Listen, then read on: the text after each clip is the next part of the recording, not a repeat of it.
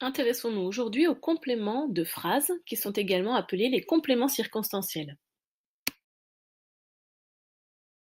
Petit rappel tout d'abord, un complément de phrase ou complément circonstanciel peut être déplacé ou supprimé dans la phrase sans en changer le sens.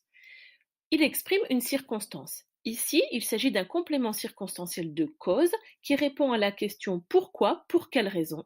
C'est parce que ma voiture est en panne. La circonstance exprimée par le complément de phrase peut être également la conséquence, c'est le résultat d'une action. Ma voiture est en panne, résultat, je serai absent. Ici, si bien que je serai absent est le complément circonstanciel de conséquence. La cause et la conséquence vont toujours ensemble, c'est un rapport logique. S'il y a une cause, il y a une conséquence, s'il y a une conséquence, il y a une cause. Il faut donc que tu t'intéresses spécifiquement au complément circonstanciel pour voir ce qu'il exprime vraiment. Est-ce qu'il exprime la cause, la raison, ou est-ce qu'il exprime la conséquence, le résultat?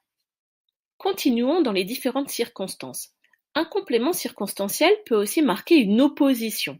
Il y aura donc opposition entre ce qui est dit dans le complément circonstanciel et ce qui est dit dans le reste de la phrase.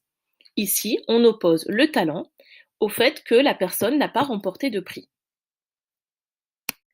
Attention, la cause, la conséquence et l'opposition peuvent s'exprimer autrement qu'avec un complément de phrase.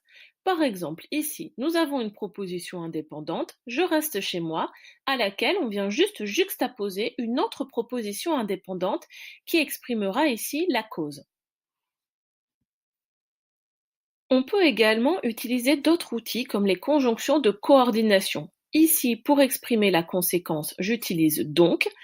Ce n'est donc pas un complément de phrase, mais une proposition indépendante coordonnée qui me sert à exprimer la conséquence. Tu connais certainement la comparaison que tu utilises avec comme, tel que. Eh bien, la comparaison est une circonstance qui peut être exprimée par un complément circonstanciel. Ici, comme mes collègues, est un complément circonstanciel de comparaison.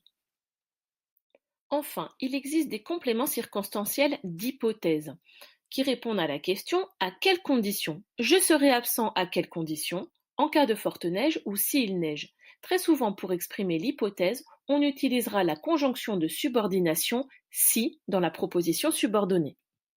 Souviens-toi que complément circonstanciel ou complément de phrase est une fonction d'un groupe de mots qui peut avoir des natures différentes.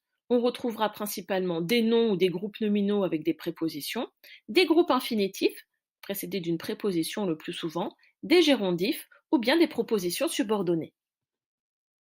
Il s'agira alors d'une proposition subordonnée conjonctive qui commence par une conjonction de subordination.